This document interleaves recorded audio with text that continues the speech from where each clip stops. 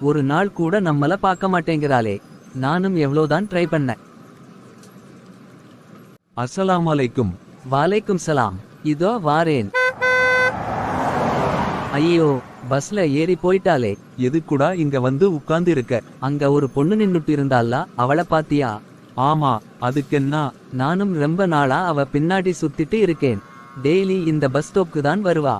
ஆனா என்ன கண்டுக்கவே மாட்டேங்கிறா. அடப்பாவி, இதுக்குதான் இங்க உட்கார்ந்திருந்தியா? நீ அவ பின்னாடி சுத்துறதே தப்பு. இதுல ரோட்ல உட்கார்ந்து சைடடிச்சிட்டு இருக்கியா? நான் என்ன அவ கையே புடிச்சா இழுத்தேன். ஒரு ஓரமா நின்னு அவளை பார்த்துட்டு போவேன். உங்கள் பார்வைகளை தாழ்த்திக் கொள்ளுங்கள்னு அல்லாஹ் சொல்றான். தேவையில்லாத பார்வைதான் எல்லா பிரச்சனைகளுக்கும் தொடக்கமாயிருக்கு. அது மட்டுமில்லாம பாதைகளுக்கு செய்ய வேண்டிய உரிமைகள் இருக்கு.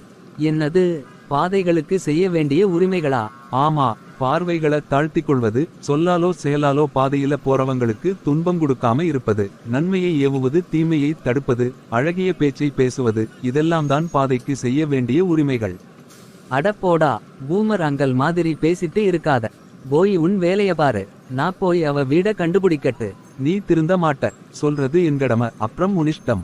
போடாடே.